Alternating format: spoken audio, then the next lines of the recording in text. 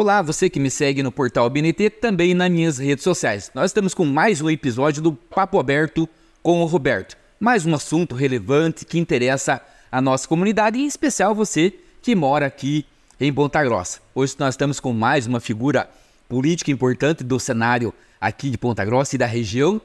Deputada Mabel Canto, seja bem-vinda, deputada, e hoje vamos fazer aquele bate-papo para que as pessoas conheçam um pouco mais a deputada, não só como política, mas também a figura, a pessoa da Mabel Canto. Olá, Roberto, olá a todos do portal BNT.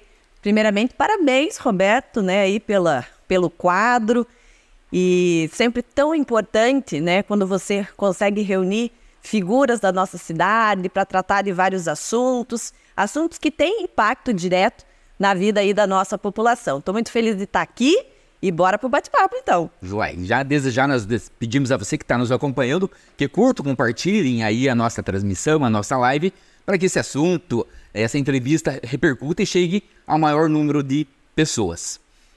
Mabel Canto, né, o sobrenome já entrega, é filha do ex-prefeito, ex-deputado Joselito Canto, figura bastante conhecida na cidade de Ponta Grossa, é prefeito a partir de 97, deputado também. Você hoje está na política já há um tempo e cresceu nesse ambiente político, né? Então, vamos falar um pouquinho desse aspecto, dessa parte da Mabel. Como que foi ser filha do prefeito, né? Eu lembro, no sindicato eu estava na época, você e a Josi eram meninas na época, então cresceram nesse ambiente político, acompanhando o pai, e acabaram, né, seguindo também a carreira política nesse momento. Então, como é ser filha do Joselito, ser filho do ex-prefeito, e como foi crescer nesse ambiente político? De fato, né, Roberto? Cresci, o meu pai, quando ele se elegeu a primeira vez deputado, eu tinha 9 anos, né? Tava ali bem novinha. A Josi, então, tinha um aninho e pouco. A gente começou essa vivência política, então, muito novinha. E eu gosto muito de política, né? Acho que até por conta de ter crescido nesse ambiente, entendendo que a política, ela é importante para todas as famílias, para a nossa sociedade, para o nosso dia a dia. Às vezes as pessoas se afastam da política, mas nós temos que estar, na verdade, atentos a tudo que acontece nela, porque ela influi na nossa vida diretamente. Então, quando meu pai foi eleito prefeito, eu tinha 11 anos e eu era muito ativa. Eu sempre andava com o Joselito, com o prefeito. Eu saía do colégio, Roberto, almoçava com ele na prefeitura. Aí ele ia para um bairro à tarde, eu ia junto com ele lá no Movelito, né? Que era aquele gabinete móvel que ele tinha.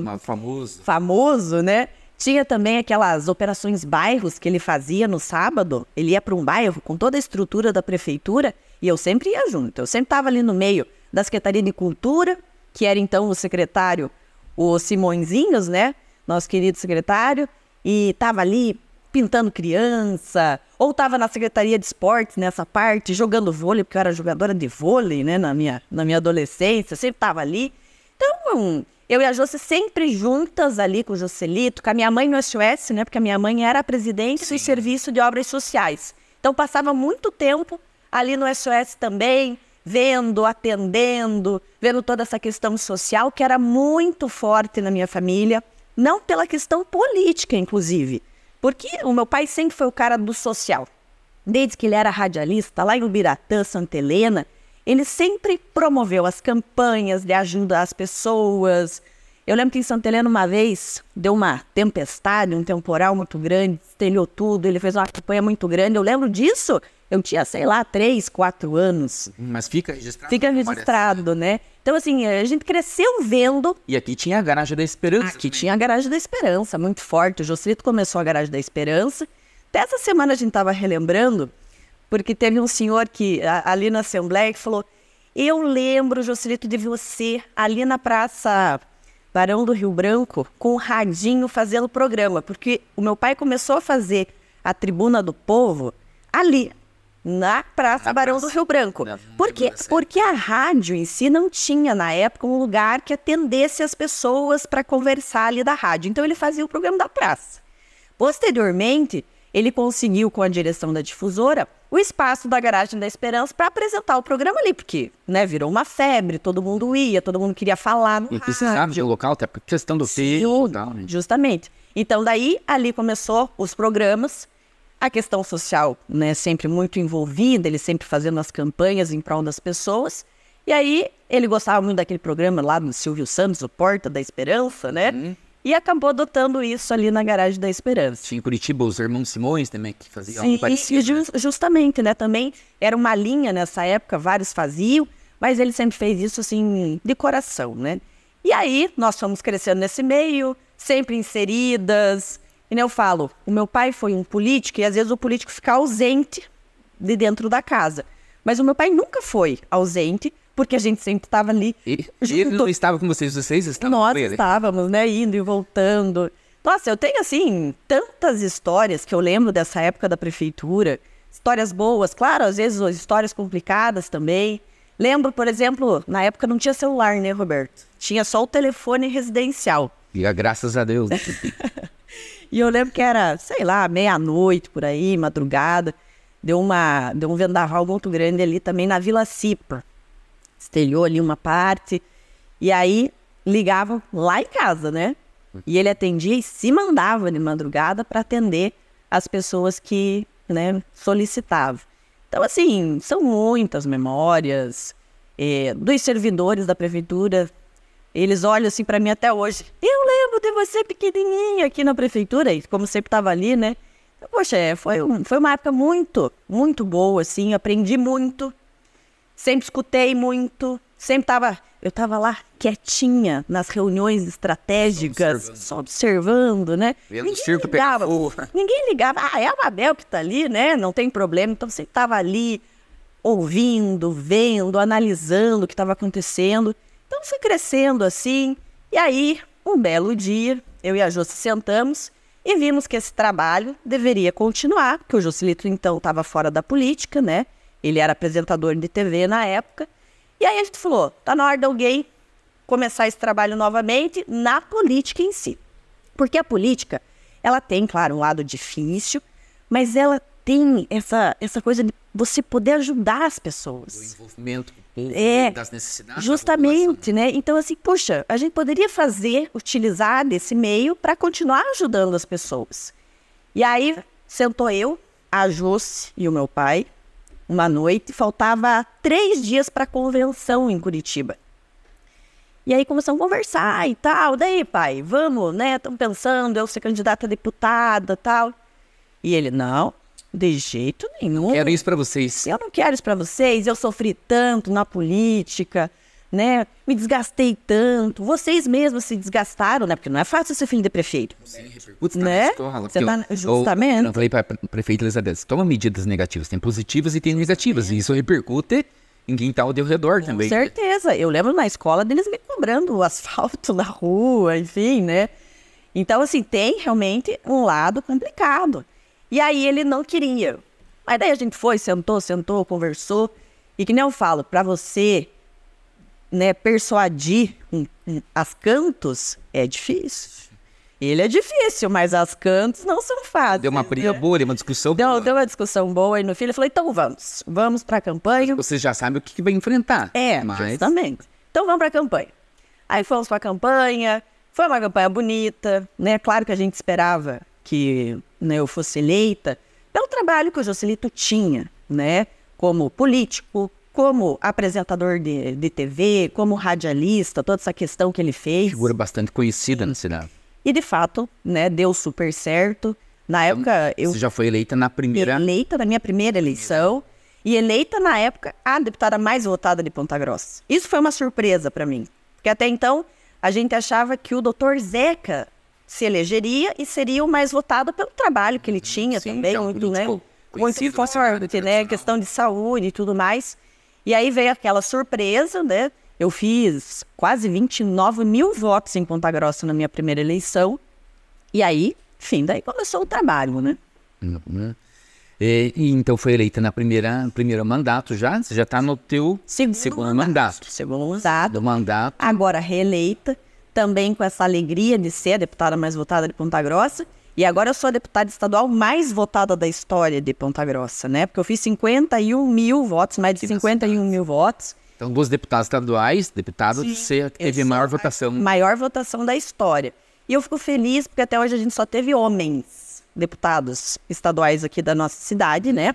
Isso, inclusive, na entrevista com a prefeita, nós estamos falando sobre a questão da representatividade da mulher. Daqui a pouco a gente vai falar sobre o teu mandato. Você atua muito forte nessa questão da defesa da mulher, dos direitos da mulher. Mas com a eleição, vocês duas foram para o segundo turno. Inédito no Brasil naquele ano. 2 mulheres disputando o segundo turno. Então nós teríamos, independente do resultado, a primeira mulher eleita em Ponta Grossa. Fosse Elizabeth Schmidt ou Mabel Cantos. E você, como representante das mulheres, defensor das mulheres, eu acho que isso foi algo gratificante, independente do resultado. Demais, Roberto, porque desde o começo, eu fui candidata a prefeita aos 45 minutos do segundo tempo, né? Não era para eu ser candidata. Aí fomos para a eleição e eu bati muito nessa questão, enfatizei muito a questão de termos uma mulher à frente da prefeitura. Porque até então só tínhamos tido homens. E a mulher tem um olhar sensível, não que os homens não tenham, né? Mas a mulher tem aquele olhar... A mãe tem, não adianta, isso é próprio da natureza da mulher. A mulher tem um cuidado, há vários estudos que demonstram que a mulher é menos corrupta, que as políticas públicas são criadas através ali de um parlamento com mais mulheres, que a mulher, ela consegue ver situações no dia a dia que às vezes passa batido para o homem. E a mulher passa por muitas situações que o homem jamais passará. Justamente, né? Questão de creches para as crianças, né? Que é uma luta que a gente vê de todas as nossas mães que precisam trabalhar, que às vezes não tem, algum familiar não tem marido. Sabe o que é levantar cedo e não sabia às vezes onde deixar a criança. Onde deixar o seu filho. E aí depois, Roberto, nessa minha andança aí dos direitos das mulheres, eu descobri, por exemplo, que na França o direito à creche não é um direito só para a criança, é um direito para a mulher ter a sua independência financeira, para ela poder trabalhar. Isso está garantido lá para as mulheres. Você veja a importância disso, né? E aí... E até porque hoje nós temos muitas famílias que é constituída pela mulher, é mãe e pai. Justamente. Se ela não tem essa condição, dificulta bastante, ela busca o trabalho. E outra situação que eu vejo nessa questão das creches, né, que a gente acabou entrando nesse assunto, é que a mulher, quando ela não consegue ter a creche, ela tem que deixar com um familiar, que geralmente vai ser a avó da criança, ou vai ser uma tia, ou vai ser aquela vizinha que acaba ficando com 5, 6 crianças do bairro, ali da vila, cuidando. Então, uma outra mulher vai exercer esse papel do cuidado com a criança. E está muito em alta a questão do trabalho da mulher, do trabalho do cuidado, que é exercido por, né, predominantemente pelas mulheres. Não é só em relação à criança, é o trabalho doméstico, que 90% é exercido pela mulher, é o trabalho com aquela pessoa que está doente, acamada, com os idosos. Na área da educação. Tudo sobra para a mulher, né? A maioria sobra para a mulher. Então eu tenho essa questão da mulher assim muito forte. Primeiro porque eu sou mulher. Eu tenho que lutar pelos direitos também da minha classe, que são poucos ainda. A gente tem muitos direitos ainda a serem conquistados. E segundo porque eu tenho visto diariamente essas mães, essas avós falando sobre essas questões. Uma lei importante que eu conquistei, a lei do parto adequado. Essa lei, vou te contar de onde ela surgiu. Isso, então já vamos nos projetos que você fez e que se transformou em lei. Que hoje o Estado é obrigado e os municípios também a cumprir. Então, primeiro, eu tenho 43 projetos aprovados, sendo que 17 são em prol da mulher. E um dos mais importantes é a lei do parto adequado. Quando eu era radialista, Roberto, antes de pensar em campanha, teve aquela situação no hospital evangélico. Né? Muito descaso, muita violência obstétrica, muitas denúncias. Era corriqueiro na imprensa a gente ver descaso ali dentro do hospital. Eu nunca vou me esquecer, era a véspera de um feriado, um pai conseguiu meu telefone por causa da rádio, e era assim, tipo, 7 e pouco da noite. E ele me liga e fala, olha, eu tô com a minha esposa aqui no hospital, desde manhã, ela está em trabalho de parto, o parto não evolui, ela está sofrendo muito e eles não querem fazer uma cesariana nela. A mulher ficava o dia inteiro passando dor. Sim, né? E o parto não evoluía. E aí ele falou assim, eu tô com medo de perder a minha esposa e eu tenho mais 2 filhos. Puxa vida, véspera de feriado, 7 e pouco da noite, eu falei, o que eu vou fazer, né? Porque nem teria programa de rádio no outro dia, enfim. E uma situação médica também ali, né? Falei, quer saber, eu vou ligar no hospital. Liguei, falei, olha, aqui é a Mabel, sou radialista, recebi uma denúncia assim, assim, assim. Ah, mas aqui não sei. Eu falei, eu quero falar com a enfermeira-chefe. Aí me passaram, eu falei, ó, a situação é tal, o pai me ligou aqui, tá com muito medo de perder a esposa, ele tem mais 2 filhos. Aí ela, eu vou ver então. Deu 5 minutos, Roberto, ele me mandou uma mensagem e falou, o médico está aqui dentro do quarto. Passou mais 10, ele falou, estão levando ela para cesárea, muito obrigada. Deu mais 50 minutos, ele me mandou uma mensagem que até hoje eu lembro, assim, e me emociona. Ele falou, obrigado, você salvou a minha mulher e o meu filho, fizeram a cesariana. E relato igual a esse, a gente já ouviu alguns, né? Sim. Semelhantes a esse. Então, assim, quando eu fui para a Assembleia, eu falei, poxa vida, o que essa mãe passou, esse descaso que essa mãe passou, milhares estão passando no estado do Paraná. Não era só uma questão pontual de um hospital. Não. Então, várias passam, muitas mulheres passam por isso. Eu falei, eu vou fazer esse projeto de lei. E foi um projeto que tramitou, foi o primeiro projeto que eu protocolei na Assembleia, inclusive.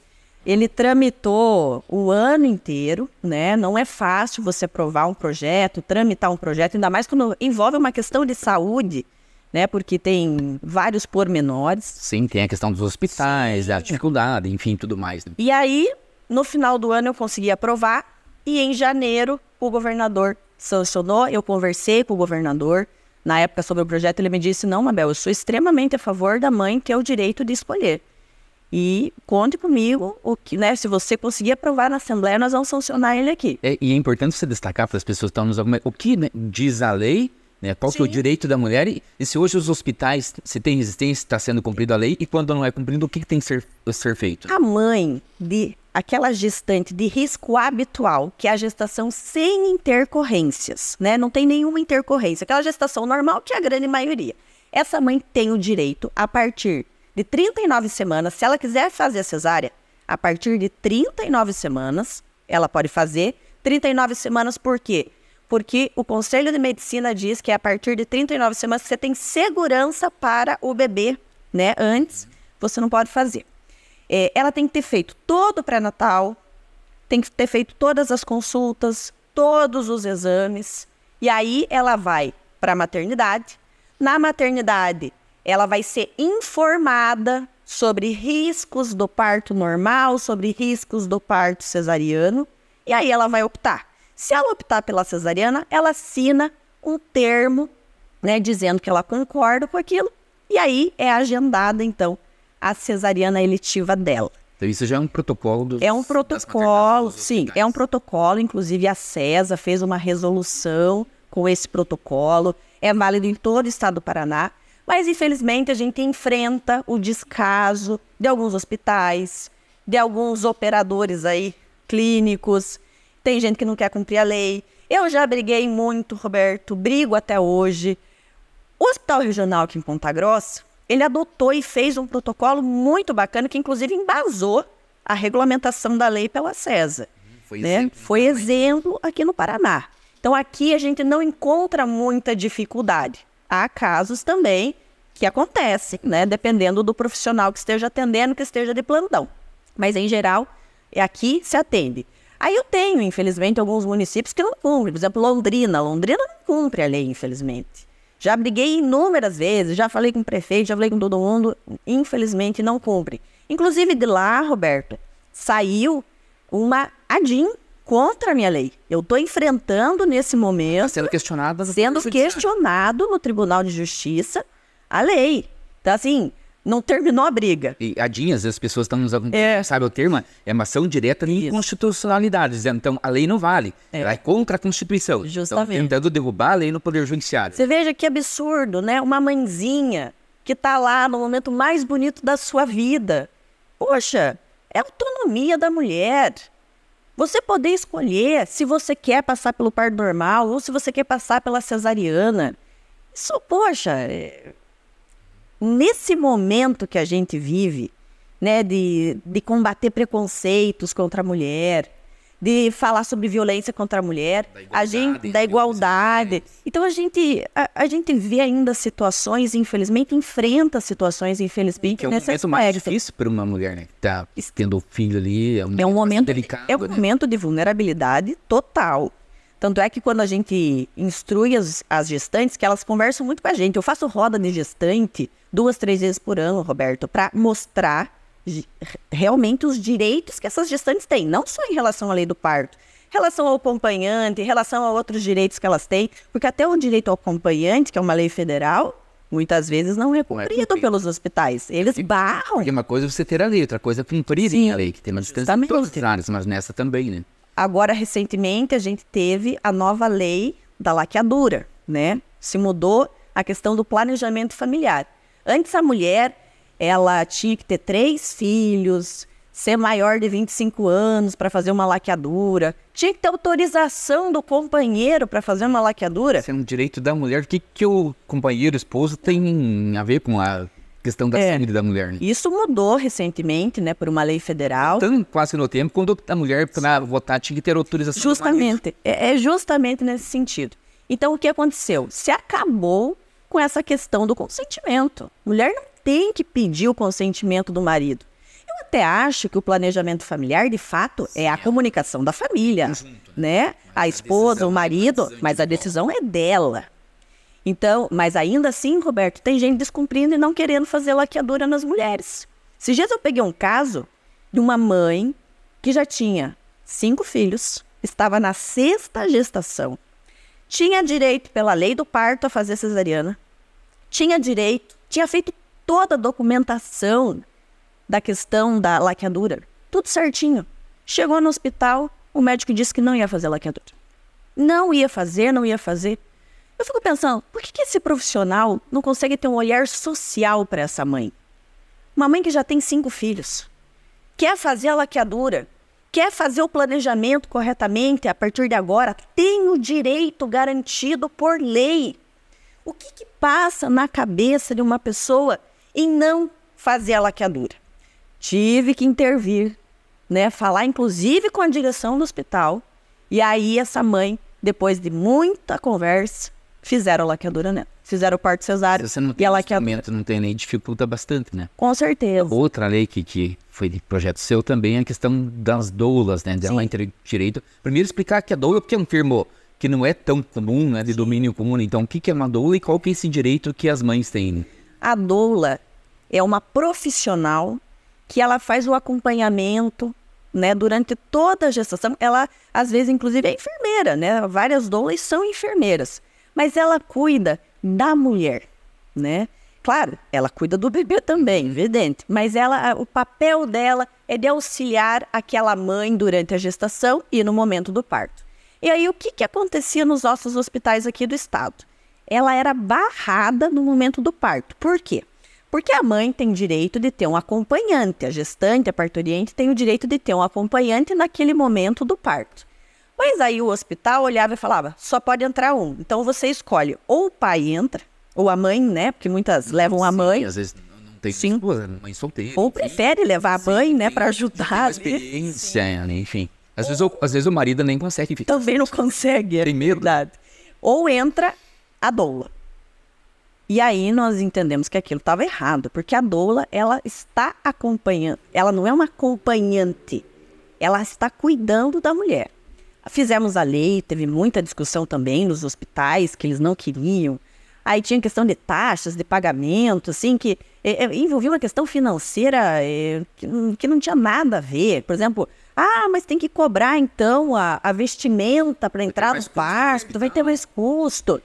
E que nem nós falamos, se a mãe quer entrar com ela, de fato, a mãe vai pagar, vai estar embutido ali para a mãe que faz particular, e até porque já pagou, porque é uma profissional, né? Ela já paga durante todo o processo da gestação. Justamente. E aí, lutamos bastante e conseguimos aprovar também. Uma outra lei importante, Roberto, você veja, são pequenas situações que acontecem com as mães que são importantes, mas que às vezes, no geral, as pessoas não conseguem entender a dimensão disso. E até porque hoje tem muita informação, às vezes acaba...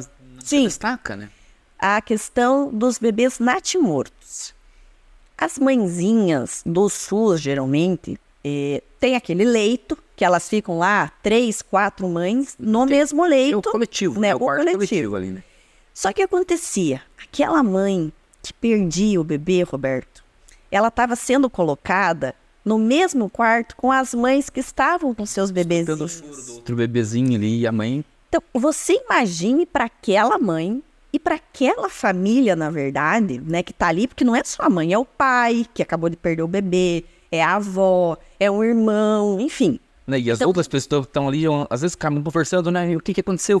Sim, né? fica uma situação muito difícil. Leva a depressão pós-parto, né? Enfim. Aí nós criamos esse projeto de lei, que foi o primeiro projeto da bancada feminina da Assembleia Legislativa.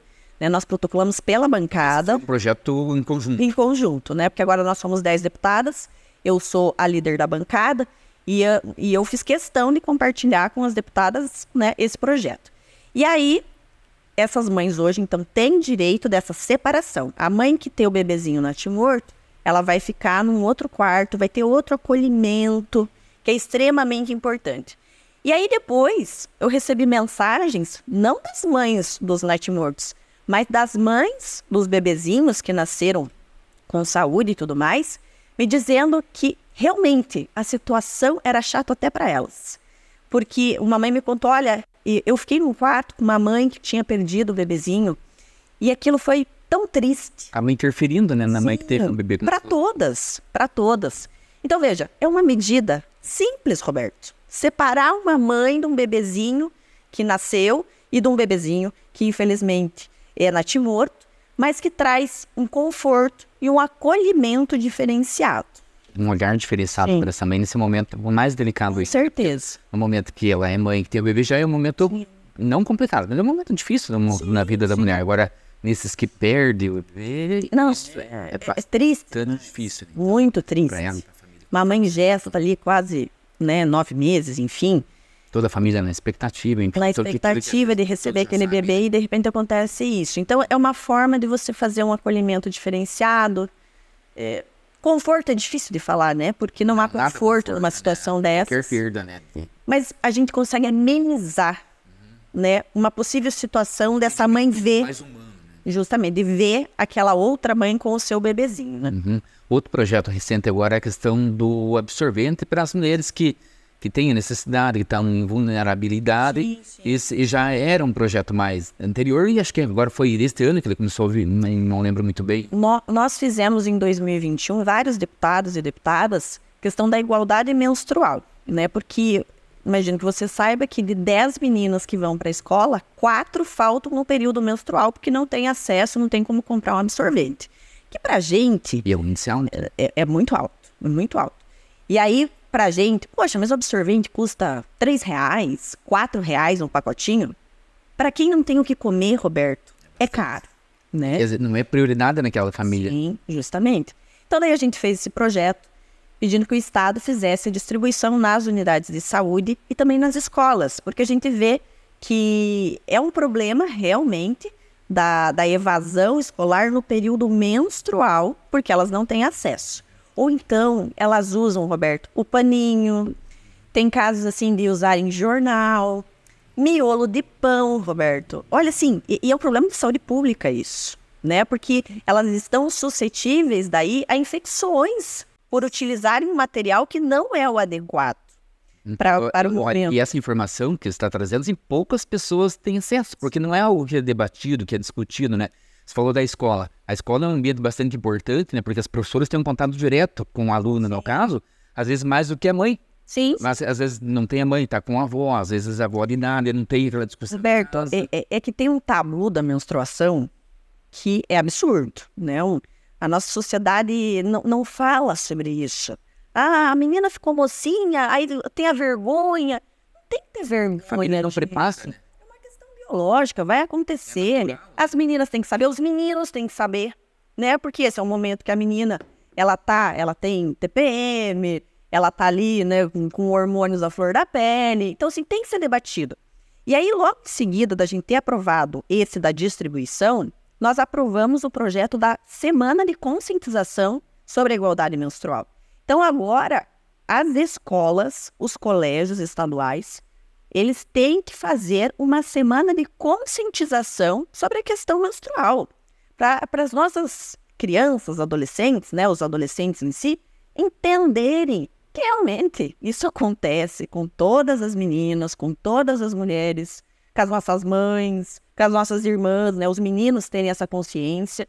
E assim, a gente deixar de ser um tabu esse assunto. E até porque hoje é bastante discutida a questão das redes sociais, o WhatsApp, e hoje pode vir até um problema maior, né? A questão do bullying na escola. Então, hoje é bastante difícil essa questão, né, nas escolas. Então, é importante que eles falam, não só a menina, mas os meninos terem essa consciência. A gente vive numa sociedade que culturalmente rebaixa a mulher, que ainda tem muito preconceito contra a mulher. Então, a gente precisa mudar isso. E eu acredito, inclusive em relação à violência contra a mulher, que a grande mudança virá nas próximas gerações. E para que a gente faça isso, nós temos que falar sobre os assuntos relacionados à mulher, na escola, com as nossas crianças, com os nossos jovens. A gente hoje, por exemplo, na violência contra a mulher, a gente faz medidas, né, muitas vezes para remediar os casos, para tentar evitar a violência, mas ainda a gente tem, né, dos agressores, por exemplo, a gente tem aquela coisa de que ainda são donos das mulheres e podem fazer o que querem com as mulheres. Então, acho que essa é uma mudança cultural, educacional, que a gente precisa fazer com essa nova geração. Na base. Na base, Roberto, na base. Por exemplo, eu sei, a Patrulha Maria da Penha, né, faz campanhas, fala nas escolas. Isso é extremamente importante que a gente faça. Tem que falar mesmo. Os meninos têm que entender a questão da igualdade, da paridade entre homens e mulheres. Eu sempre dou um exemplo da campanha de trânsito com as crianças. Você vai lembrar. Foi feito há anos que a criança sabe o que é um sinal vermelho, o que é um sinal verde, o celular na mão de quem está dirigindo, O cinto. né, o cinto.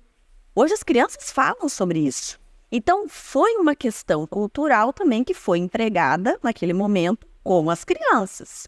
Claro que não se mudou tudo, a gente sabe que ainda Processo, né? enfrenta algumas questões. Por ano. Questão do lixo reciclável, né? Também foram... Porque se você ensina a criança lá na escola, ele vai cobrar do pai, da mãe, da avó, Justamente. que não jogue o pacote de lixo pela janela do carro, ou na casa que faça reciclagem. Você sabe que eu estava estacionando ali hoje para deixar o meu filho? Aí estacionei e peguei o celular. Ele olhou, mãe, não pode o celular. Você veja, né? Então, é importante essa mudança vem... Esses estamos conversando com um amigo meu, falando sobre essa questão do trânsito, da educação das crianças, né? E se você faz e a criança cobra, não tem pai, ou mãe ou avô que não respeita a criança, que daí embata na consciência, olha, realmente estou fazendo algo errado que pode trazer um risco para minha família. Então, quando você vê o filho ali pedindo não faça, ou puxando ali que não faça, é muito diferente do que o adulto falar. O outro tem uma multa muito maior, um peso maior do que uma multa. E a gente é um espelho, né, Roberto? Então a gente tem que estar atento a todas essas questões, porque nós somos espelhos para os nossos filhos. Não basta falar, você tem que dar o exemplo. Dar o exemplo, então nós temos que mostrar. Então eu acho que essa questão da violência contra a mulher, eu acho que vai melhorar muito quando realmente a gente empregar nessa nova geração a questão da paridade, da igualdade, que nós temos os mesmos direitos, temos as mesmas obrigações, inclusive.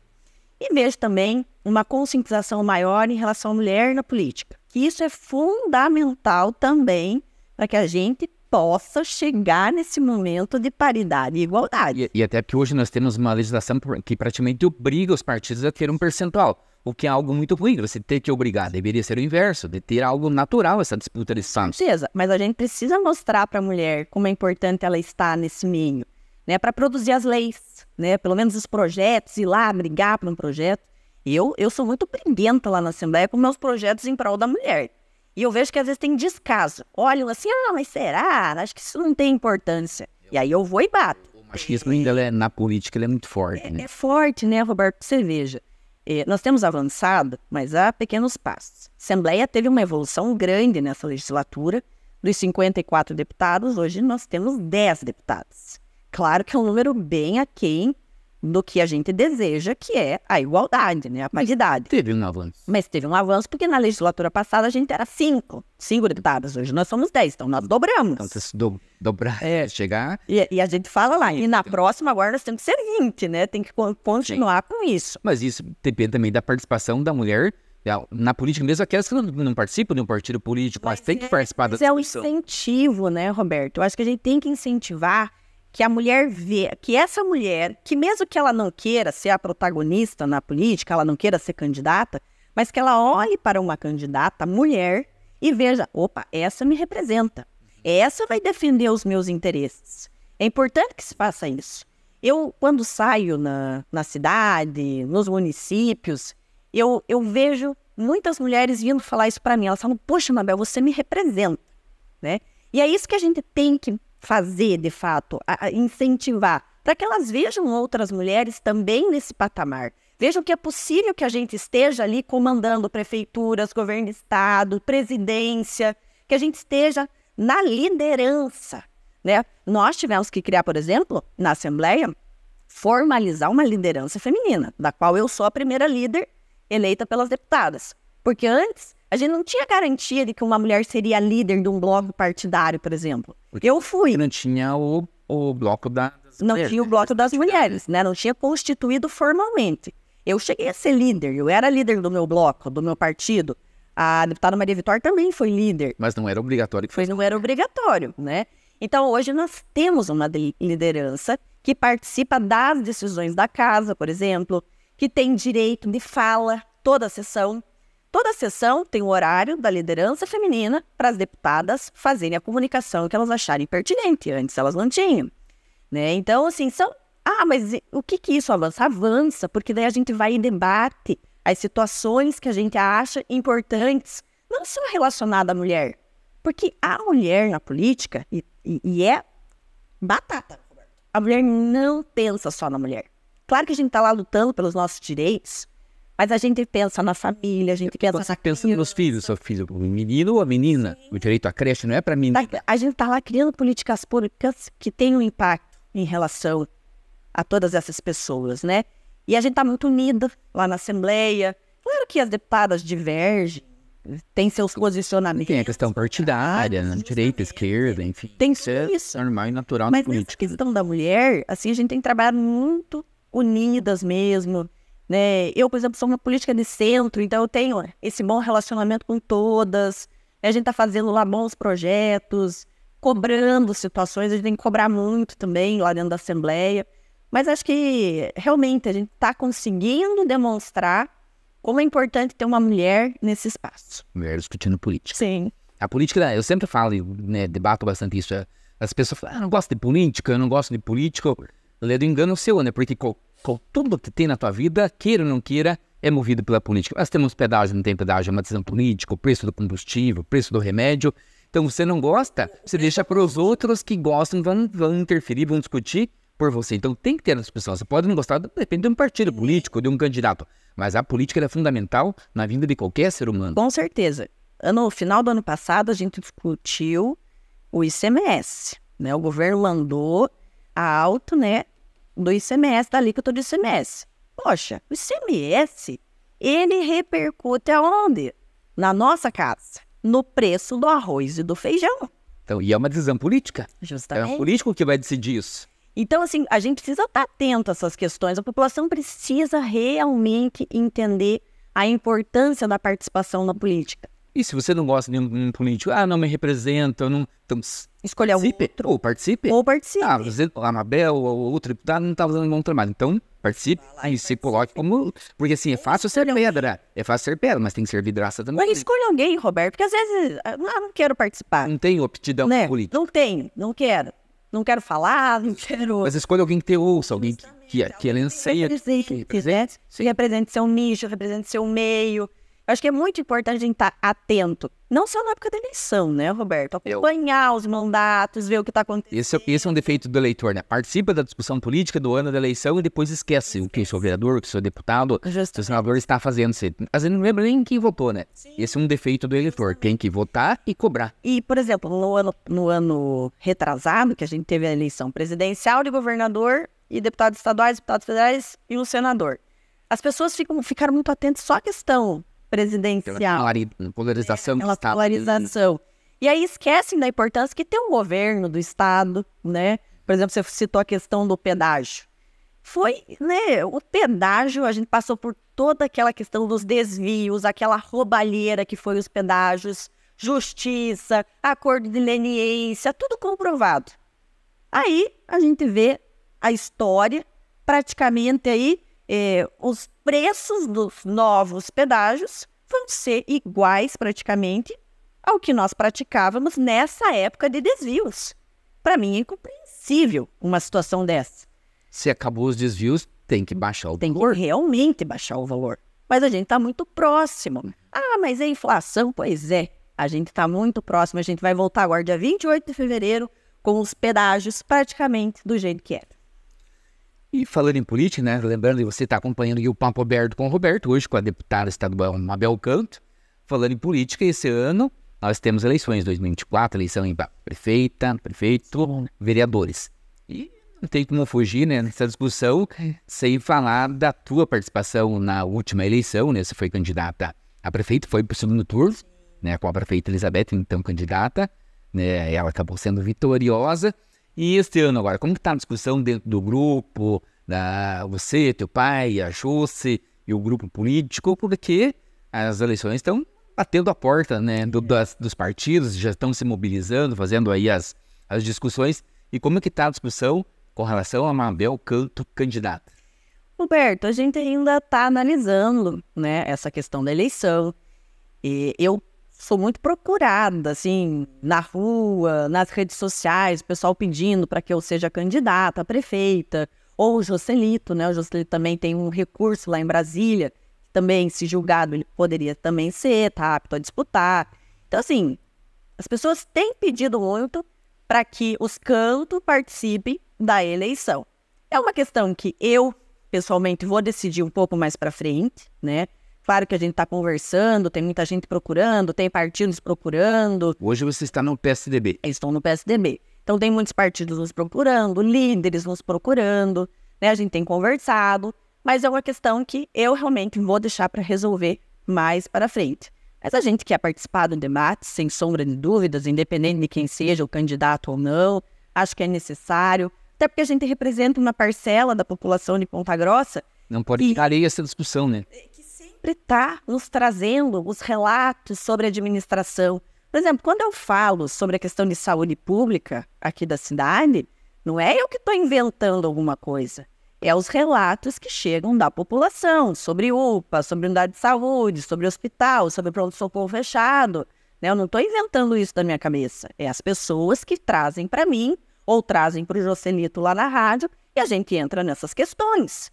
Né? Como nós participamos ativamente do processo eleitoral passado, é muito natural que as pessoas que estão insatisfeitas com o atual governo, né, venham nos procurar para que a gente seja candidato, pedindo que a gente seja, e até vem assim como uma esperança de fato, né? Muitas pessoas me falam isso, Mabel, precisa ser você para mudar isso, né?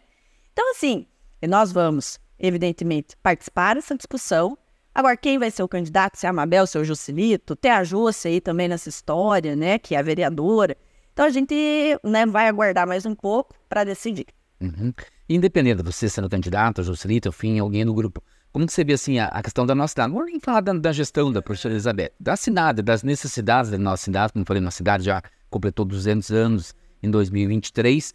O que você vê, assim, como o principal problema da nossa cidade é aquilo que necessita realmente ter uma visão diferente ou uma política diferente?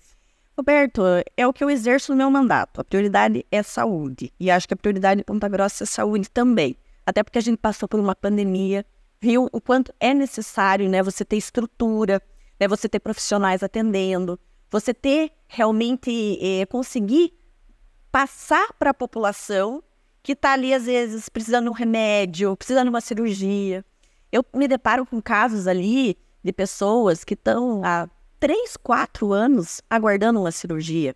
Gente fazendo vaquinha, Roberto, para poder fazer uma cirurgia. Então, a gente precisa focar naquilo que é essencial para a população. E nada é mais essencial do que saúde. Porque tendo saúde, a gente se vira, né? A gente trabalha, a gente faz. Educação é muito importante, mas educação tem dinheiro, tem recurso disponível. Tendo um bom gestor ali na frente da Secretaria de Educação, a educação se trabalha, você respeitando os nossos professores, nossos diretores, ela toca sozinha, até porque quem toca é os professores, né? Eu acho que a educação, quem toca, quem está ali é o professor, que é extremamente importante. Então, eu acho que saúde é prioridade sempre, Roberto. Tanto é que as emendas, quando eu faço a destinação das minhas emendas através da Assembleia, o foco é saúde. Totalmente. Claro, coloco em esporte, coloco em educação, coloco em infraestrutura, mas eu sempre tenho esse olhar direcionado para a saúde, porque é a maior demanda que eu recebo também, Roberto. Né? Como eu te falei, toda hora, todo dia o meu celular está lotado de casos de saúde. Seja cirurgia, seja transferência de hospital, seja unidade de saúde, seja remédio, seja exame, é muito saúde. Muito bem. Então, para a gente encerrar esse bate-papo, eu gostaria que você deixasse aí uma mensagem, né, para os teus leitores, para as pessoas que te acompanham, ou para as pessoas também que não te acompanham, que conheceram um pouquinho mais a Mabel Campos. Então, deixar essa mensagem final para a população, para aqueles seguidores do portal BNT, também das redes sociais do Roberto. Primeiro, queria te agradecer, Roberto, pelo bate-papo, né, te parabenizar mais uma vez pelo quadro, e dizer para a população de Ponta Grossa que nós estamos sempre lutando, trabalhando muito. Eu sou uma deputada que vai e briga pela cidade, briga pela região dos Campos Gerais, trazendo recursos, né, ouvindo principalmente as pessoas, porque a grande maioria dos projetos que eu protocolo lá na Assembleia, Roberto, elas vêm de demandas da população, né? Então, o importante é sempre ouvir, e a gente está com o nosso escritório, com o nosso gabinete sempre abertos para ouvir a população e desejar, né, que seja um ano aí próspero para a nossa cidade, para a nossa região dos Campos Gerais e para as nossas famílias. Muito bem, então agradecemos imensamente a tua participação e a você que é seguidor do portal BNT também nas minhas redes sociais. Acompanhe sempre esse debate. Hoje nós estamos também com um debate com uma figura política, mas aqui nós trazemos assuntos diversos que interessam a nossa comunidade, aqueles assuntos que realmente estão focados bastante. Daqui uns dias a gente vai falar sobre a questão da dengue, uma questão que em todo o país está repercutindo bastante, influencia na questão da saúde também, uma questão de educação, também uma pauta bastante importante que nós estaremos trazendo aqui para o seguidor do portal BNT também, do bate-papo com o Roberto. Então, pedimos para que você curta, compartilhe aí a nossa transmissão e nos sigam nas redes sociais para ter mais informações a respeito dos diversos assuntos. Um abraço e até o próximo episódio.